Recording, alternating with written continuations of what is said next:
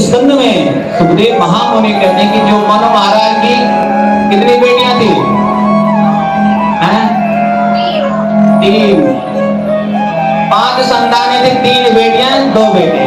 तो एक बेटी की चर्चा आपने अभी श्रवण की। कौन सी बेटी? देवहूति, जो मंझली बेटी है यानी बीच की। तो जो पहले थी जिसका नाम था आकुति, आकुति का विवाह रुचि प्रजापति के साथ में हुआ। और जो सबसे छोटी बेटी थी उसका नाम था प्रसूति, जिसका विवाह दक्ष के साथ में हुआ। जिनसे दक्ष के घर में 16 कन्याएं उत्पन्न हुई हैं, जिसमें से 13 कन्याओं का विवाह कश्यप ऋषि के साथ में किया गया। अब बची 3 कन्याएं। एक कन्या थी स्वधा नाम की, जिसका विवाह पितरों के साथ में हुआ। इसीलिए जब हम पितरों के तर्पण देते हैं तो उसमें स्वधा नमा कहते हैं। और एक कन्या थी जिसका नाम था स्वाहा, उसका विवाह यज्ञ नारायण के साथ में हुआ। इसलिए जब हवन करते हैं तो स्वाहा बोलते हैं। और सबसे जो छोटी कन्या थी उसका नाम था सती, जिसका विवाह किसके साथ हुआ? भगवान शंकर के साथ में हुआ। बोले राजन, जो सती थी उसका विवाह भगवान शंकर के साथ में हुआ, लेकिन उनकी कोई संतान नहीं हुई। और यहीं पर प्रश्न कर दिया राजा परीक्षित ने कि महाराज उनकी कोई संतान क्यों नहीं हुई? तो तब जो है सुखदेव महामुनि ने राजा परीक्षित को ये कथा सुनाई विस्तार पूर्वक। तो बोले एक समय एक महासभा में सभी देवता विराजमान थे और उस सभा में भगवान शंकर भी बैठे हुए थे। और उस सभा में जब राजा दक्ष आया, अब राजा दक्ष अहंकार हो गया। जब सभा में आया तो सभी तो राजा दक्ष के सत्कार में खड़े हो गए, लेकिन भगवान शंकर नहीं उठे खड़े। तो राजा दक्ष ने देखा कि सभी खड़े हुए हैं, ये मेरा दामाद जो शंकर है ये खड़ा नहीं उठा। ये अपने आप को बहुत बड़ा समझने लग गया, अहंकार उत्पन्न हो गया दक्ष को। और जब संबोधित करने लगा सभा को तो कहता है, भाई सुनो, सूर्यतां ब्रह्मसयो में सदेवा समाग्नयः साधूनां भगवतो वृत्तं न ज्ञानाना न जहत्सरा। अरे सुनो सुनो, इस सभा में ऐसे ऐसे अपवित्र व्यक्ति आए हैं जिन्हें कुछ होश ही नहीं है, जिन्हें ये भी ज्ञान नहीं है कि क्या करना चाहिए क्या नहीं करना चाहिए। ऐसे असभ्य व्यक्ति को किसने बुला दिया है इस सभा में? अब सब जो है एक दूसरे को देखने लगे, भाई यहाँ असभ्य है कौन?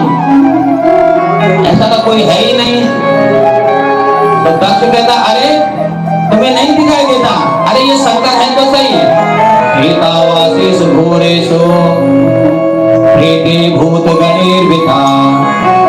अरे देखो, भूत प्रेतों के साथ रह करके इसकी बुद्धि भी खराब हो गई है, लेकिन भगवान शंकर फिर भी मौन खड़े हैं। ये देखो, जो जितने बड़े पद पे होता है ना, तो उतने बिल्कुल झुकता रहता है, तभी उस पद पर रह सकता है। जो सुन न सके, जिसके अंदर सहनशीलता ना हो, वो उस पद को चाहे तो एक क्षण में भी गंवा सकता है, क्योंकि सुनने की शक्ति नहीं है। भगवान शंकर फिर भी मौन है, बोलने दो। अरे ससुराल में गाली सबको खानी पड़ती है एक दिन। और इतने में भी जब चुप नहीं हुआ दक्ष बोले, इसको देखो, चिता भस्म कृतस्नाना, चिता की भस्म का लेपन शरीर में करता है, तो ये असभ्य नहीं तो क्या है? और इतने में भगवान शंकर के गण नंदीश्वर जी खड़े हो गए और दक्ष दक्ष को बोलने लगे तो दक्ष ने नंदीश्वर को साप दे दिया, नंदीश्वर ने भी दक्ष को साप दे दिया। भगवान शंकर को लगा भाई यहाँ तो लड़ाई ज्यादा होने लगी, इसलिए चुपचाप से अपने गणों को लेकर वहां से कैलाश चले गए। लेकिन दक्ष के लिए कुछ नहीं कहा भगवान शंकर ने। क्या शिक्षा मिलती है यहाँ पर कि हमें भी जीवन में सहनशीलता, हमारे पास भी ऐसी शक्ति हो कि हम सुन सके। नहीं सुनोगे तो महाभारत हो जाएगी। तो महाभारत से तो अच्छा है कि सुनो, मौन रहो। सबसे बड़ा अच्छा सूत्र है, अगर जीवन में प्रसन्न रहना है तो सुनने की आदत है। चाहे भगवान की कथा सुनो, जब आदत होगी तभी तो सुन सकेंगे। तो जब कैलाश पहुंचे भगवान शंकर तो भवानी से कुछ नहीं कहा, नहीं बताया सती जी से कि आज हमारा झगड़ा तुम्हारे पिताश्री से हो गया है। नहीं, जरूरत क्या है बताने की।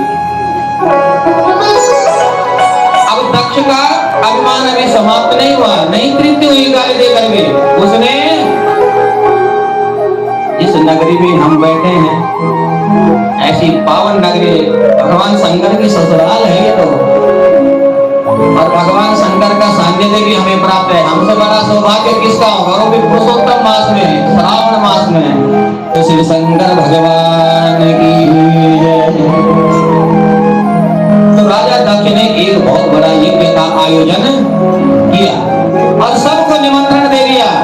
बोले भाई यहाँ यज्ञ तो हो रहा है, लेकिन आने का रास्ता केवल एक ही है। कहां से? कैलाश पर्वत से, और रास्ते सब बंद है। क्यों?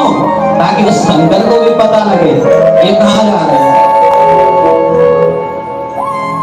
अब ये सब लोग आ रहे हैं, अन्य बहनें भी आई सती जी की, और जानबूझकर बिल्कुल है ना चिढ़ाते हुए निकल रही है। तो सती जी की जो सखियां साथ में थे, सती जी ने कहा भाई उनको पूछो ये कहां जा रही है। उन्होंने पता क्या बोले, ये राजा दक्ष के यज्ञ में जा रहे हैं। तो सती जी को लगा कि हमारे लिए कोई बुलावा नहीं आया। चलो नहीं भी बुलावा आया है तो पिता के घर तो जाना चाहिए, बिना बुलाए भी जाना चाहिए। सती जी भगवान शंकर के पास में गई। अब देखिए सती जी की शब्द शैली सुनिए। अगर विवाह ये मायके भी जाना हो और मायके जाने के लिए अनुमति मांगनी पड़ी तो किस प्रकार मांगनी चाहिए, सती जी से सीखिए। सती जी ने ये नहीं कहा कि मेरे पिता के घर में बहुत बड़ा यज्ञ हो रहा है, सभी लोग वहां जा रहे हैं, हमें भी जाना चाहिए। नहीं, सती जी कहते हैं हे भोलेनाथ, प्रजापतिस्ते ससुरस्य साम्प्रतम् निर्यापितो यज्ञमहो सौभाग्ये वयं च तत्रा विश्रामवामते यदा दितामि विबुधा वृजन्तिः। भोलेनाथ, मैंने सुना है कि आपके जो ससुर दक्ष प्रजापति हैं, ये नहीं कहा कि मेरे पिता ना है, मैंने ये सुना है कि आपके जो ससुर दक्ष प्रजापति हैं उनके घर में एक बहुत बड़ा यज्ञ महोत्सव हो रहा है और सभी लोग वहां जा रहे हैं, इसलिए आपको और मुझे भी तो जाना चाहिए। ये है शब्द शैली। देखिए माता की सीखना चाहिए कि कहां पर कैसा बोलना चाहिए, कब क्या बोलना चाहिए। यही तो शिक्षा है इस कथा से, यही तो सूत्र है जीवन में उतारने के लिए, कितना बोलना चाहिए। और हमने बहुत ज्यादा बोल दिया, किसी के पल्ले ही नहीं पड़ा, कोई सुनना ही नहीं चाहता, क्या पहले ज्यादा बोलूं। तो भगवान शंकर ने कहा देवी बुलावा तो आया नहीं, और बिना बोले जहां जाओ वहां जो है वो सम्मान नहीं मिलता है। और मेरी मानो तो देवी जो बिन बोले गयो भवानी रहाय शील स्नेह नकानी, वो सम्मान नहीं मिलेगा। अगर आप बिना बुलाए चले भी गए, हम चले भी गए, तो वो सम्मान हमें कदाचित नहीं मिलेगा। भगवान शंकर ने बहुत समझाया, जब सती नहीं मानी, बोले महाराज भूल गए होंगे, नहीं भी निमंत्रण आए तो हमें तो चलना चाहिए। तो भगवान शंकर ने बात बता दी, नहीं देवी ये कि तुम्हें पता नहीं, ये जो है जानबूझकर किया गया है और जानबूझकर हमें निमंत्रण नहीं दिया। क्यों? तो आज शंकर भगवान ने वो बात बता दी जो सभा में बात हुई थी। तो भगवान ने कहे, बोले महाराज फिर क्या बात हुई? अरे ये लड़ाई झगड़ा थोड़ा बहुत ऊपर नीचे होती रहती है जीवन में। तो भगवान शंकर ने कहा, नहीं देवी, बिना बुलाए तो मैं भी नहीं जाने वाला हूं। तो भवानी ने जिद कर दी, भवानी ने जिद कर दी, महाराज मन का है मेरा, जाना चाहिए, मुझे तो जाना चाहिए। भगवान ने बहुत समझाया, नहीं मानी सती। तो तब भगवान शंकर ने प्रारब्ध देख करके अपने गणों से कहा कि इसको तुम हरिद्वार तनफल में छोड़कर आ जाओ। और जब गणों के साथ में सती जी दक्ष प्रजापति के महल में प्रवेश किया, पिता भवन जब गई भवानी, हंसी माल मूर्ति मुस्कानी। पिता भवन जब गई भवानी, दक्ष त्रास काहू न सन्मानी। सादर भलई मिली एक माता, भगिनी मिली बहुत मुस्काता। और जब भवन में प्रवेश किया तो दक्ष ने मुंह फेर दिया, सती जैसे आई तो मुंह दूसरी ओर घुमा दिया अपना।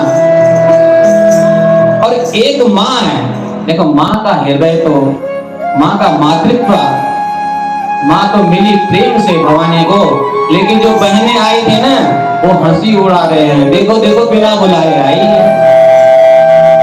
हंसने लगे। और जब देखा कि वहां सबका स्थान बना हुआ है, लेकिन भगवान शंकर का स्थान कहीं भी नहीं है।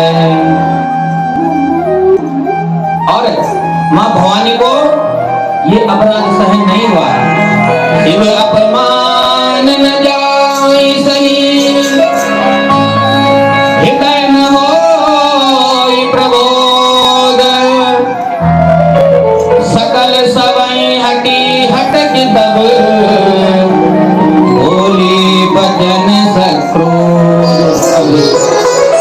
क्रोध कहाँ करना चाहिए, कहाँ नहीं करना चाहिए, ये भी ये कथा सिखाती है।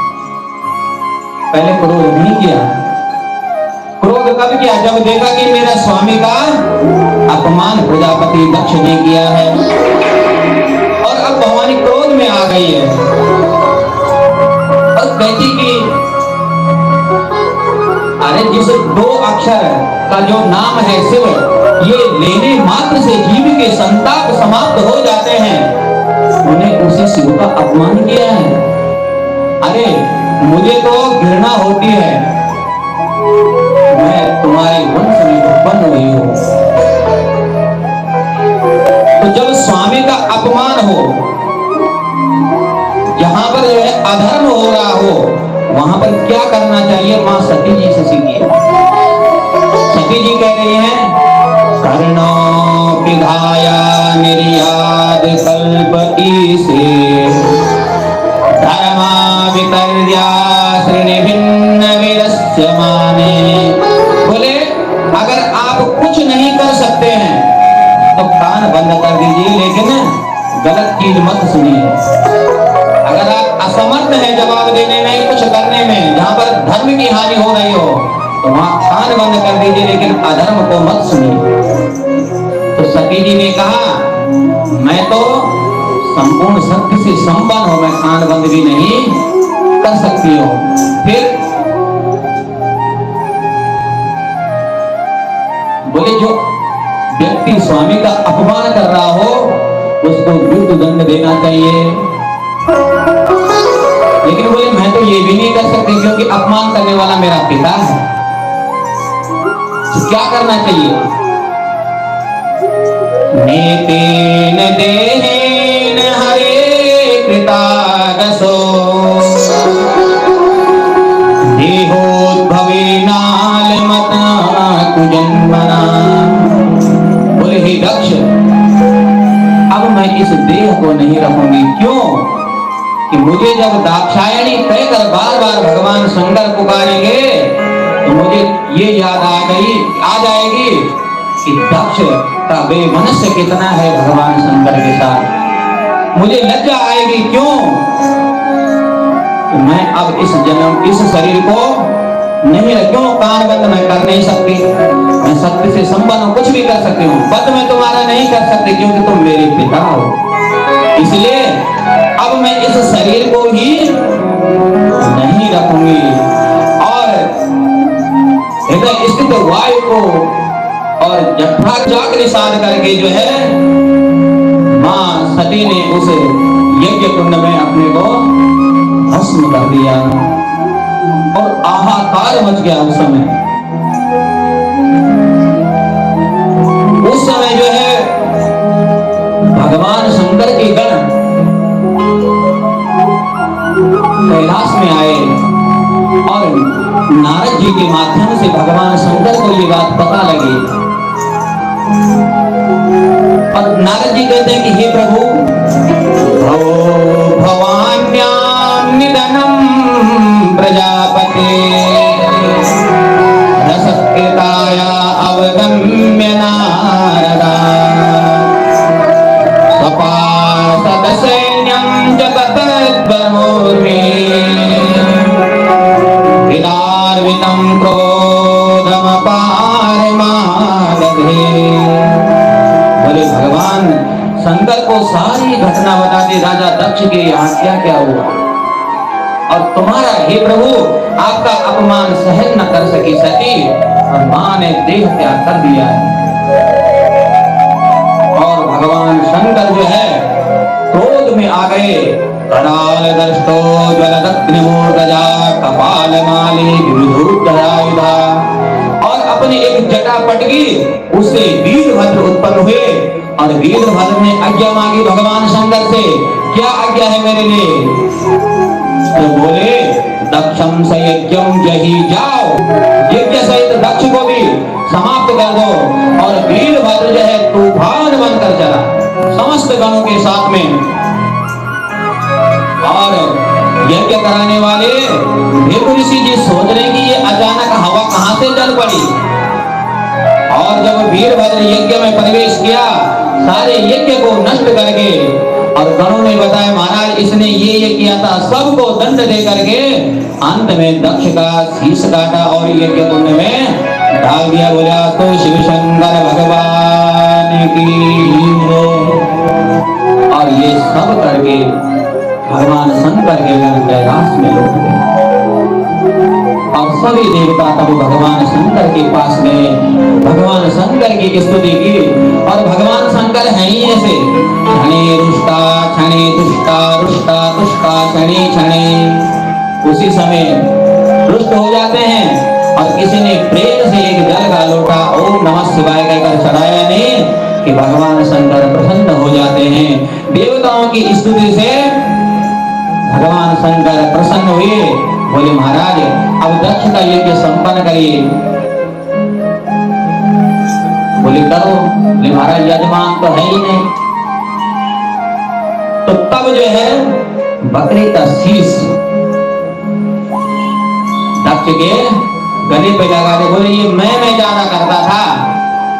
हाँ, इसलिए जीवन में मैं नहीं होना चाहिए, मैं रूपी बकरे की बलि भगवान को समर्पित कर दो। तो तब जाके भगवान शंकर ने राजा दक्ष का यज्ञ संपन्न किया। बोला तो शिव शंकर